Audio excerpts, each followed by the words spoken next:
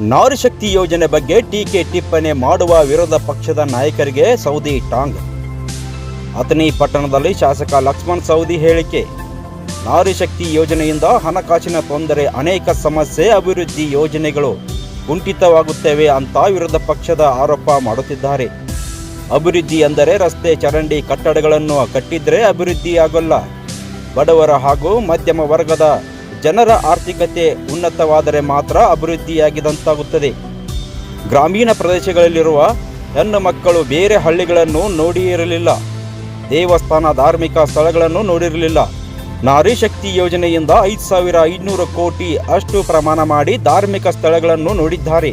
ವಿರೋಧ ಪಕ್ಷದವರೇ ಹೇಳುತ್ತಾರೆ, ದೇಶ ಸುತ್ತಿ ನೋಡಿ, ಕೋಶ ಓದಿ ನೋಡಿ ಅಂತ. ದೇಶ ಸುತ್ತೋದಕ್ಕೆ ನಾರಿ ಶಕ್ತಿ ಸಹಕಾರಿಯಾಗಿದೆ ಎಂದು ಹೇಳುವುದರ ಮೂಲಕ ವಿರೋಧ ಪಕ್ಷದವರಿಗೆ ಸಖತ್ ಟಾಂಗ್ ಕೊಟ್ಟ ಸೌದಿ. ಬೆಳಗಾವಿ ಜಿಲ್ಲೆಯ ಅಥಣಿ ಪಟ್ಟಣದಲ್ಲಿ ನಾರಿ ಶಕ್ತಿ ಸಂಭ್ರಮೋತ್ಸವ ಕಾರ್ಯಕ್ರಮದ ಭಾಷಣದಲ್ಲಿ ಶಾಸಕ ಲಕ್ಷ್ಮಣ್ ಸವದಿಯ ಮಾತು.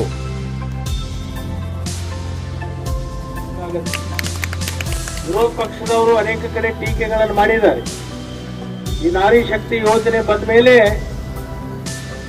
ಅನೇಕ ಸಮಸ್ಯೆಗಳು ಉಂಟಾಗಿದೆ, ಹಣಕಾಸಿನ ತೊಂದರೆ ಆಗಿದೆ, ಅಭಿವೃದ್ಧಿ ಕಾರ್ಯ ನಿಂತು ಹೋಗಿದೆ ಅಂತಕ್ಕಂಥ ಒಂದು ಆರೋಪ ಕೂಡ ಮಾಡ್ತಕ್ಕಂಥದ್ದು.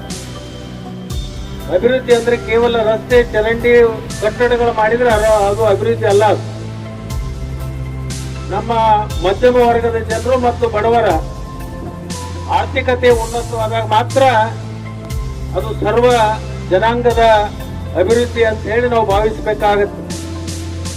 ಇವತ್ತು ಅನೇಕ ಜನ ಗ್ರಾಮೀಣ ಪ್ರದೇಶದಲ್ಲಿರ್ತಕ್ಕಂಥ ಹೆಣ್ಮಕ್ಳು ತಮ್ಮ ಬೇರೆ ಹಳ್ಳಿನೇ ನೋಡಿರಲಿಲ್ಲ, ಯಾವುದೇ ದೇವಸ್ಥಾನ ನೋಡಿರಲಿಲ್ಲ, ಯಾವುದೇ ಧಾರ್ಮಿಕ ಸ್ಥಳಗಳಿಗೆ ಹೋಗಿರ್ತಕ್ಕಂಥದ್ದು ನಾವು ಕಂಡಿರಲಿಲ್ಲ.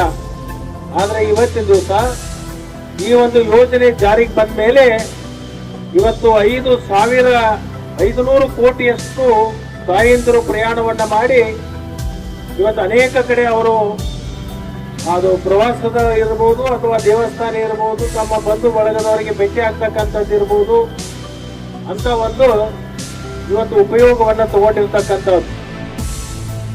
ಇವರೇ ಹೇಳ್ತಾರೆ, ಕೋಶ ಓದಬೇಕು, ದೇಶ ಸುತ್ತಬೇಕು ಅಂತ ಹೇಳಿ.